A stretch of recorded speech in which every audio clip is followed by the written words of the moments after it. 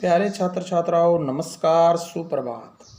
आशा है आप घर पर होंगे, सुरक्षित होंगे, कुशल मंगल होंगे।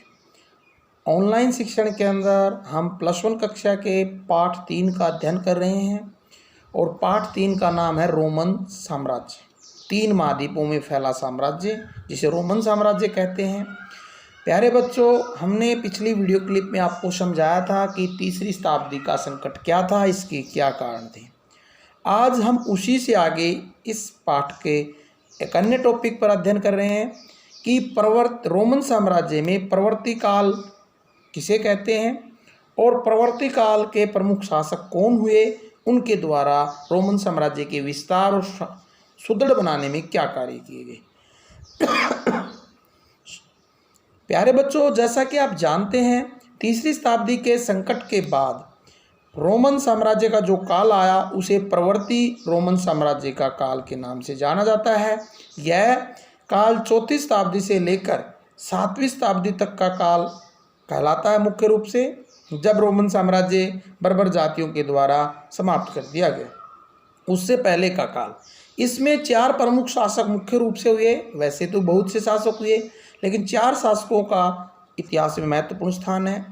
एक डायोक्लिसियस जो जब सम्राट बना तो रोमन साम्राज्य की स्थिति बहुत ही खराब थी। वो 284 ईस्वी सन में सम्राट बना। उसने 305 ईस्वी तक शासन किया। उस समय रोमन साम्राज्य संकट के दौर से गुजर रहा था, तीसरी शताब्दी के संकट से निकलने का प्रयास कर रहा था। इनके द्वारा जो कार्य किए गए उससे रोमन साम्राज्य में पुनः सुदृढ़ता आई और स्थिति सुधरी। उनके द्वारा जो कार्य किए गए उनमें सबसे पहला कार्य था कि उन्होंने अपने आप को उच्च स्थान देने के लिए, साम्राज्य में सर्वोच्च स्थान देने के लिए अपने आप को सूर्य देवता घोषित कर दिया। दरबार के लिए नए नियम बनाए। साम्राज्य को 2 भागों में बांट दिया सुविधाजनक तरीके से। एक भाग का दायित्व अपने ऊपर ले लिया, जबकि पश्चिमी भाग का, जिसको मैक्सिमैथन के हाथों दे दिया। और शासन को आसानी से चलाने के लिए उन्होंने उपशासकों की नियुक्ति की, और एक उपशासक अपने साथ और दूसरा सहायक सम्राट जिसको कहा गया वो पश्चिमी साम्राज्य के लिए रखा गया। कॉन्स्टेंटाइन को सहायक बनाया गया, जबकि पूर्वी सहायक अपने ग्लेरियना को अपने साथ उन्होंने ले लिया। सैनिक सुधार किए और किलों और दुर्गों का निर्माण करवाया ताकि विदेशी आक्रमणकारियों से अपने साम्राज्य की सुरक्षा कर सके। उन्होंने सैनिक व असैनिक कार्यों को अलग अलग कर दिया। 100 प्रांतों का गठन भी उसने किया।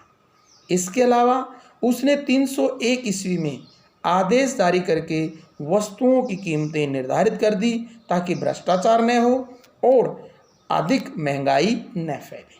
इसके द्वारा अनेक जो कार्य किए, इससे रोमन साम्राज्य में एक परिवर्तन आया। उसके बाद उसका जो उत्तराधिकारी शासक हुआ वो ज़्यादा प्रभावशाली नहीं रहे। उसके बाद 312 ईस्वी में कॉन्स्टेंटाइन सम्राट बना। कॉन्स्टेंटाइन एक महान शासक था। उसने साम्राज्य की आर्थिक स्थिति और सैनिक स्थिति को सुदृढ़ करने के लिए अनेक कार्य किए।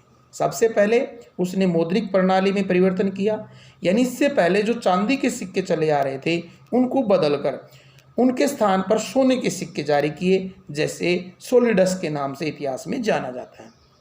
क्यों जारी किए? क्योंकि चांदी जो स्पेन से आती थी उसका भंडार कम हो गया था, इसलिए उसके स्थान पर भंडार न होने के कारण उन्होंने सोने के सिक्के जारी किए। इसी प्रकार उन्होंने व्यापार को प्रोत्साहन दिया, उद्योगों को बढ़ाने का प्रयास किया, सुरक्षा के लिए विशाल सेना का गठन किया और 313 ईस्वी में ईसाई धर्म को रोमन साम्राज्य का राज्य धर्म घोषित कर दिया और उसकी मदद की, उसको आर्थिक मदद दी और वहाँ पर चर्च बनवाने और विभिन्न धार्मिक कार्यक्रमों को करने के लिए ईसाइयों को प्रोत्साहन दिया। 330 ईस्वी में कुस्तुनतुनिया को रोमन साम्राज्य की उन्होंने दूसरी राजधानी घोषित कर दिया। इस तरह से उनके द्वारा अनेक कार्य किए गए।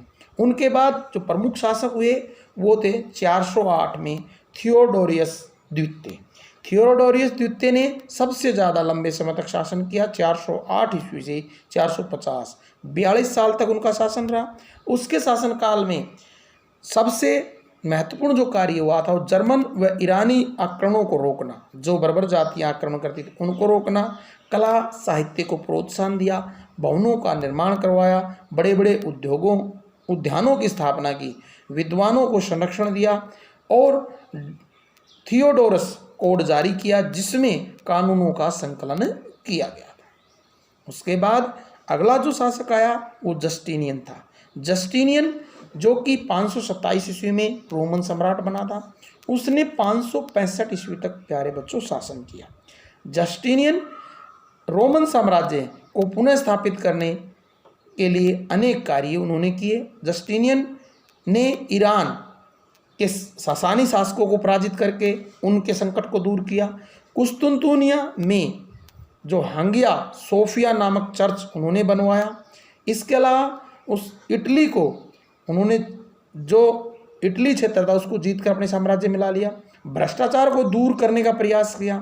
533 ईस्वी में जस्टिनियन ने सबसे महत्वपूर्ण जो कार्य किया था वो जस्टिनियन कोड यानी कानूनों के संग्रह की एक बहुत बड़ा नियमावली तैयार की, जो बाद में आने वाले समय में न केवल रोमन साम्राज्य के लिए बल्कि यूरोप और विश्व के लिए कानूनों के निर्माण का एक आधारशिला बनी। इस तरह से इन शासकों ने रोमन साम्राज्य को स्थापित करने, पुनर्स्थापित करने, सुदृढ़ बनाने में अपना योगदान दिया। आशा आपको समझ में आया होगा। अगर आपको अच्छा लगा तो इसे लाइक और सब्सक्राइब कीजिए और इसको अध्ययन करने के लिए, याद करने के लिए बार बार इसको आप वीडियो क्लिप को सुन सकते हैं, समझ सकते हैं। धन्यवाद।